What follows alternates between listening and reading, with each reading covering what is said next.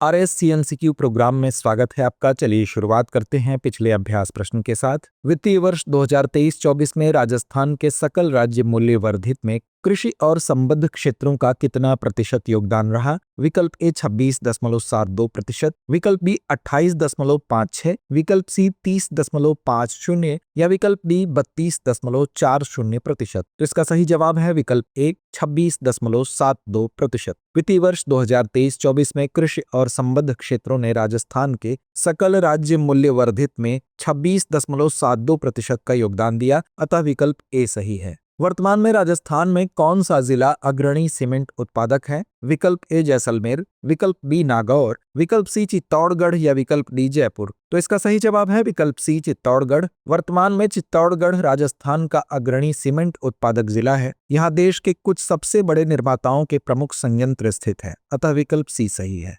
संचार साथी नागरिक केंद्रित पहल किस सरकारी विभाग की है? विकल्प ए दूरसंचार विभाग, विकल्प बी भारतीय दूरसंचार विनियामक प्राधिकरण, विकल्प सी इलेक्ट्रॉनिक्स और सूचना प्रौद्योगिकी मंत्रालय या विकल्प डी राष्ट्रीय साइबर सुरक्षा केंद्र। तो इसका सही जवाब है विकल्प ए संचार साथी पर उपलब्ध अपना खोया चोरी हुआ मोबाइल हैंडसेट ब्लॉक करें सुविधा, जो दूरसंचार विभाग की नागरिक केंद्रित डिजिटल सुरक्षा पहल है के माध्यम से अब तक 6 लाख से अधिक मोबाइल फोन बरामद किए जा चुके हैं। अनंत शस्त्र सतह से हवा में मार करने वाली मिसाइल प्रणाली किस संगठन द्वारा विकसित की गई है? विकल्प ए हिंदुस्तान एरोनॉटिक्स लिमिटेड, विकल्प बी भारत डायनेमिक्स लिमिटेड, विकल्प सी भारतीय अंतरिक्ष अनुसंधान संगठन या विकल्प डी रक्षा अनुसंधान एवं विकास संगठन। तो इसका सही जवाब है विकल्प डी। भारतीय सेना ने भारत इलेक्ट्रॉनिक्स लिमिटेड को स्वदेशी विकसित अनंत शस्त्र सतह से हवा में मार करने वाली मिसाइल प्रणाली की 5 से 6 रेजिमेंटों के लिए निविदा जारी की है। यह प्रणाली पहले quick reaction surface to air missile के नाम से जानी जाती थी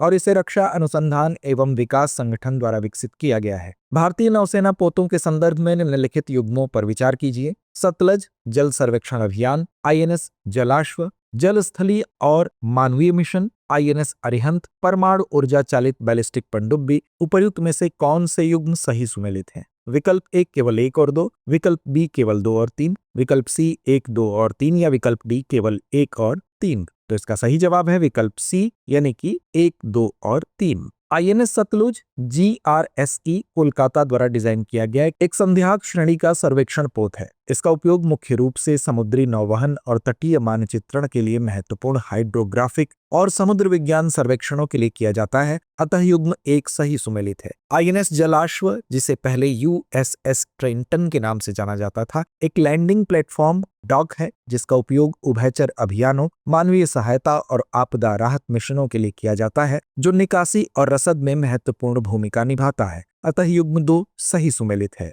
INS अरिहंत भारत की पहली स्वदेशी निर्मित परमाणु ऊर्जा संचालित बैलिस्टिक मिसाइल पनडुब्बी है, जो भारत के परमाणु त्रय का प्रतीक है और सामरिक बल कमान के तहत विश्वसनीय द्वितीयक प्रहार क्षमता प्रदान करती है, अतः युग्म 3 सही सुमेलित है, अतः विकल्प सी सही है। हाल ही में समाचारों में चर्चित शब्द मेटल ऑर्गेनिक फ्रेमवर्क निम्नलिखित में से किससे संबंधित है? विकल्प ए जैव निम्नीकरण पॉलीमरों का एक वर्ग जो मुख्यतः कपड़ा उद्योगों में उपयोग किया जाता है, विकल्प बी एक प्रकार का आनुवंशिक रूप से संशोधित मृदा जीवाणु जो दुर्लभ मृदा तत्वों जैव निक्षालन के लिए उपयोग किया जाता है, विकल्प सी ठोस अवस्था अर्धचालक उपकरण जिनका उपयोग सौर ऊर्जा को हाइड्रोजन ईंधन में सीधे रूपांतरित करने के लिए किया जाता है, विकल्प डी धातु आयनों को कार्बनिक अणुओं के साथ जोड़कर निर्मित छिद्रयुक्त क्रिस्टलीय पदार्थों का एक वर्ग। तो इसका सही जवाब है विकल्प D. Royal Swedish academy of sciences ने मेटल ऑर्गेनिक फ्रेमवर्क के क्षेत्र में अभूतपूर्व कार्य करने के लिए सुसुमो कितागावा जापान,